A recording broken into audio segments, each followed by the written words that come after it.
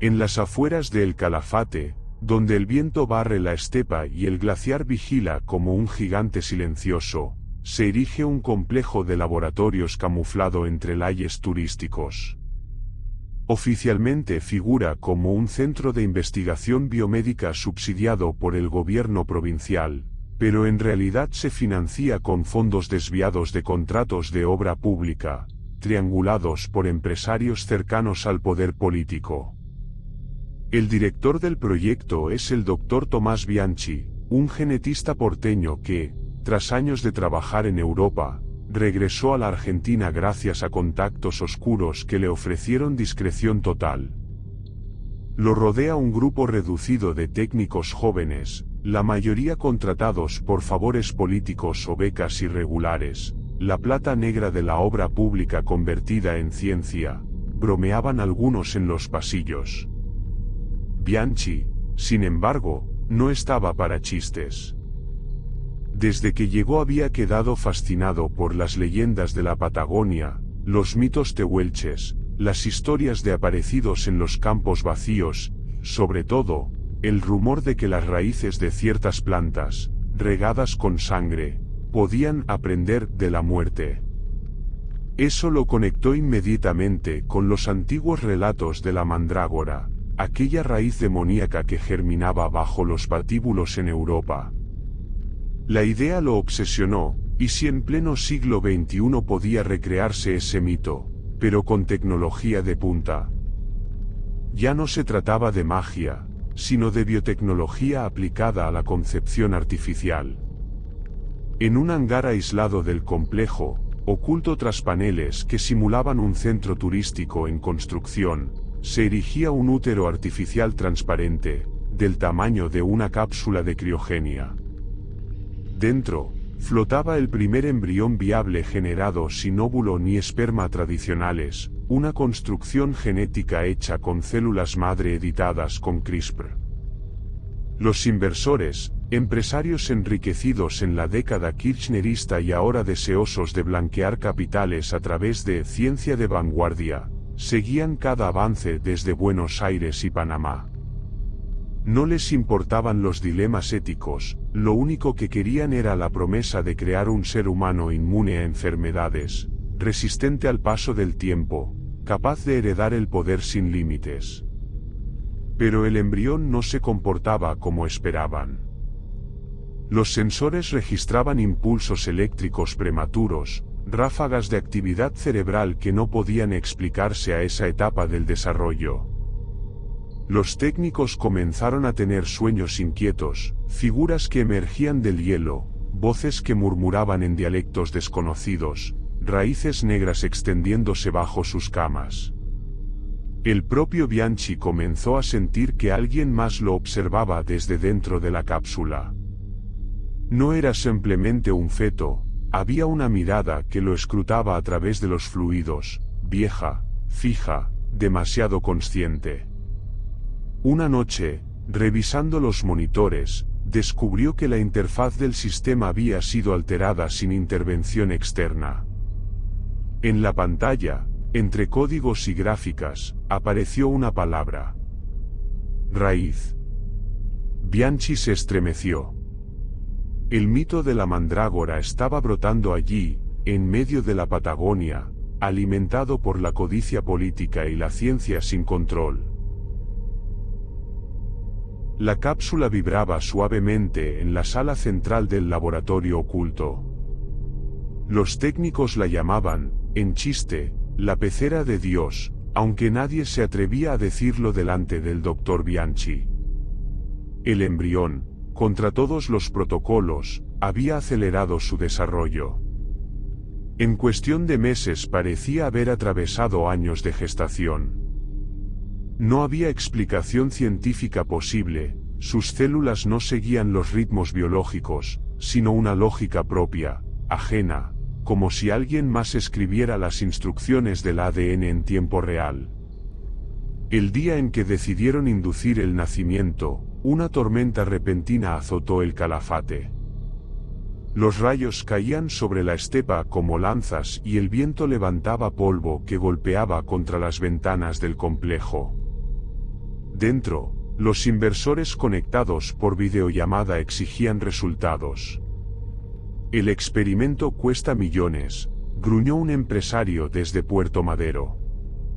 Queremos pruebas vivas, no gráficos. Cuando la cápsula se abrió, los presentes contuvieron la respiración. No lloró como un bebé normal. Lo primero que hizo fue abrir los ojos, oscuros, profundos, sin brillo infantil. Una de las técnicas, Mariana, juró que sintió que la criatura la observaba como si midiera su alma. La bautizaron, casi en secreto, con el nombre en clave que Bianchi ya había elegido, Al-Raun. Durante las primeras semanas creció con una velocidad inquietante. A los pocos meses caminaba con soltura. Aprendía idiomas de los manuales abandonados en el laboratorio, y memorizaba ecuaciones como si fueran canciones. Pero lo que más perturbaba al equipo eran los efectos que generaba en quienes la rodeaban. Uno de los guardias de seguridad, un ex policía santacruceño, confesó haber soñado con ella varias noches seguidas. La veía de pie en el glaciar, inmóvil, con raíces extendiéndose bajo sus pies como venas de hielo negro. Terminó pidiendo traslado. Otro técnico cayó en una obsesión enfermiza, hablaba de Al-Raun como una santa, una nueva Eva destinada a redimir a la humanidad. Incluso Bianchi comenzó a notar cambios en sí mismo. Ya no dormía, apenas comía, y se sentía incapaz de desobedecer cualquier petición de la niña. Un día, sin motivo aparente, ella lo miró fijo y le dijo: «No me des leche. Quiero agua». Él obedeció sin cuestionar. Las sospechas crecieron. Al-Raun no era simplemente un organismo manipulado genéticamente. Tenía un poder invisible, intangible, capaz de sembrar obediencia o locura. Mientras tanto, los empresarios que habían financiado el proyecto celebraban. En privado, se hablaba de usarla como un modelo, la primera de muchos. Una generación de seres humanos inmortales, diseñados a medida de las familias más poderosas del país. Una aristocracia genética que consolidaría décadas de corrupción en un legado eterno. Pero Al-Raun escuchaba. Siempre escuchaba. Y cuando sus labios se curvaban en una sonrisa helada, Bianchi comprendió que ella ya había entendido para qué la habían creado, y que no tenía intención de obedecer. La adolescencia de Al-Raun no se parecía en nada a la de un ser humano común. En apenas 10 años ya había alcanzado la apariencia de una joven adulta. Su piel parecía inmune al frío cortante del viento patagónico y sus ojos, cada vez más negros, se habían vuelto imposibles de sostener. Mirarla demasiado tiempo provocaba mareos, vértigo y, en algunos casos, un impulso irresistible de cumplir cualquier deseo suyo. El complejo en las afueras del Calafate ya no podía contenerla. Un día simplemente salió caminando, atravesando la reja de seguridad como si nadie la viera. Los guardias, armados, ni siquiera levantaron la mirada. Más tarde juraron no haber notado nada extraño. Bianchi enloqueció. Pasó semanas buscándola, rastreando cámaras, consultando hospitales y hoteles. La desesperación lo llevó a tirar de hilos peligrosos, recurrió a funcionarios locales, viejos contactos de la política que debían favores al grupo de empresarios que financiaba el proyecto. La respuesta que obtuvo lo heló. «No preguntes más, Tomás. Si ella se fue, es porque ya no pertenece a nadie». Mientras tanto, en los bares y en las radios clandestinas de Río Gallegos comenzaron a circular rumores de una chica extraña que hablaba en los sueños de los jóvenes. Algunos aseguraban que los llamaba a caminar hasta el glaciar, donde pasaban horas de pie, hipnotizados frente a los bloques de hielo, Al despertar, decían haber escuchado una sola palabra susurrada al oído. Raíz. Los fenómenos se multiplicaron. Varios técnicos que habían trabajado en el laboratorio fueron hallados muertos en sus casas, algunos por sobredosis, otros por suicidios con cartas incoherentes. Uno de ellos había escrito en las paredes con pintura negra: "Ella me mostró lo que viene, y no somos parte de eso". En paralelo, hackers de Buenos Aires y Córdoba detectaron movimientos extraños en los sistemas eléctricos de Santa Cruz. Cortes simultáneos de energía, fallas en servidores provinciales, transferencias de dinero que aparecían y desaparecían de cuentas estatales. Todo parecía tener un mismo patrón, un pulso digital imposible de rastrear. Bianchi finalmente logró encontrarla. Al-Raun se había instalado en una vieja hostería abandonada frente al lago argentino, donde un grupo de seguidores se reunía cada noche. Eran jóvenes desencantados, trabajadores precarizados, hijos de estancieros endeudados y hasta funcionarios menores. Todos coincidían en lo mismo: estar cerca de ella los hacía sentir parte de algo inmenso. Cuando Bianchi entró, nadie lo detuvo. La sala estaba en penumbras, iluminada solo por velas y el reflejo azul del lago a través de las ventanas rotas. En el centro, Al-Raun lo esperaba. «Me buscaste demasiado, doctor», dijo con una voz calma, grave, imposible de asociar a su edad aparente. «¿Todavía pensás que soy tu creación?». Él quiso responder, pero no pudo. Las palabras se le atragantaron como si algo dentro de su garganta se cerrara. «Yo no nací de ustedes», continuó ella, rodeada de sus seguidores que murmuraban al unísono. «Ustedes fueron apenas la tierra, la corrupción que me alimentó. Soy la raíz que germinó en su codicia». Bianchi comprendió con horror que ya no era posible detenerla. Lo que había nacido en secreto en los laboratorios del Calafate ahora se expandía por la Patagonia, multiplicándose como una enfermedad invisible. Y lo peor era que todos parecían abrirle la puerta con devoción. El rumor de la joven de ojos negros dejó de ser un secreto patagónico. Primero fueron los apagones simultáneos en Santa Cruz, luego en Chubut y Río Negro. Después, inexplicables fugas de datos del Banco Nación, ministerios y registros judiciales.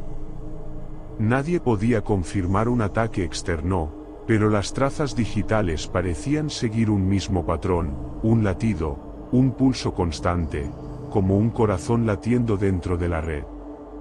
En Buenos Aires, funcionarios y empresarios vinculados al financiamiento original del proyecto empezaron a morir en circunstancias extrañas: infartos súbitos, accidentes de tránsito absurdos, suicidios con notas enigmáticas.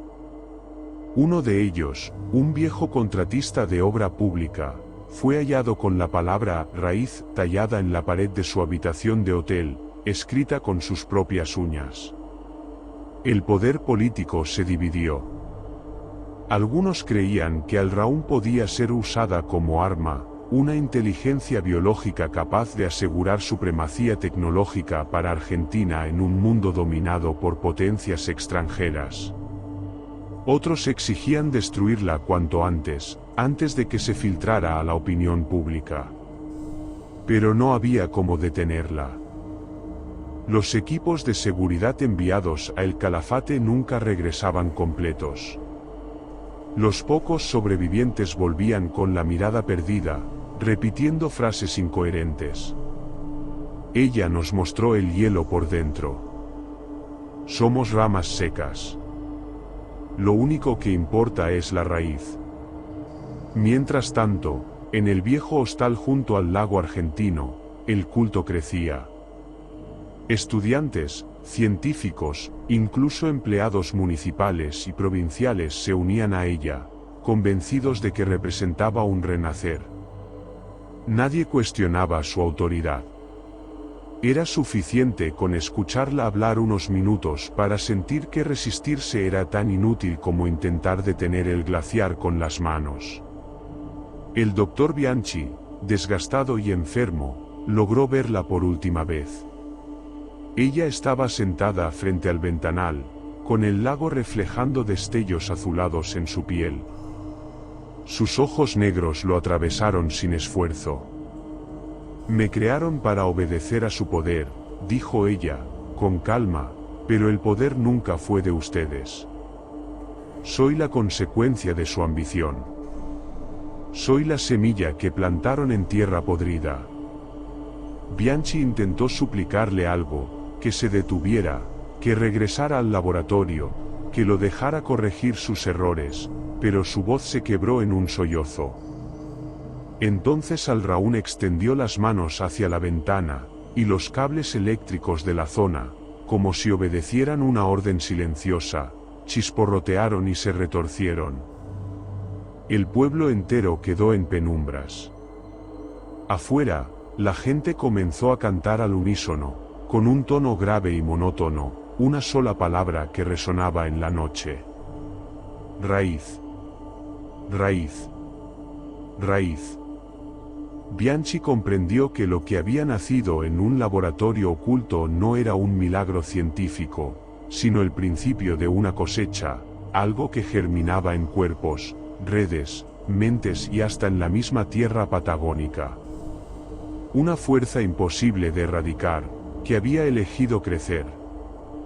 Y entonces lo entendió, Al-Raun no era el futuro de la humanidad. Era su sustituta. Pasaron años desde que el nombre de Al-Raun desapareció de cualquier registro oficial. Los gobiernos negaron el experimento, los empresarios sobrevivientes callaron, y los laboratorios en el Calafate fueron desmantelados, convertidos en un complejo turístico fantasma, al borde de la estepa. Sin embargo, los rumores nunca se apagaron. En distintas maternidades de Buenos Aires, Córdoba y Rosario comenzaron a aparecer bebés con características anómalas, inmunidad inexplicable, ausencia de enfermedades congénitas, una inteligencia precoz que asustaba a los médicos. En muchos casos, las madres juraban no haber recibido fertilización asistida. En un sanatorio privado de Palermo, una enfermera dejó una nota antes de arrojarse desde la terraza. Ese bebé no lloró. Me miró como si me conociera desde siempre. No era mío. Era de ella. En los foros de internet circulaban vídeos breves, de mala calidad, de adolescentes que, al mirarse a la cámara, repetían palabras en sincronía con otros jóvenes en distintas provincias. Somos la raíz. Somos la semilla. Somos el hielo que avanza. El doctor Tomás Bianchi desapareció sin dejar rastro. Algunos dicen que se suicidó en la costa del lago argentino. Otros afirman haberlo visto en Ushuaia, murmurando frases sobre raíces negras que se extienden bajo toda la Patagonia. Mientras tanto, en una oficina gris del conurbano bonaerense, un funcionario menor recibió un pendrive anónimo. Dentro solo había un archivo de vídeo. Al-Raun, con el mismo aspecto de hacía años, miraba a la cámara en silencio. Después, en la pantalla, apareció una frase escrita en letras blancas sobre fondo negro. Ya no necesitan crearme otra vez. Estoy en todas partes. El funcionario apagó el monitor, aterrado. Pero en la ventana, reflejado en el vidrio, vio algo imposible, unos ojos negros, inmensos, mirándolo desde adentro de su propio rostro.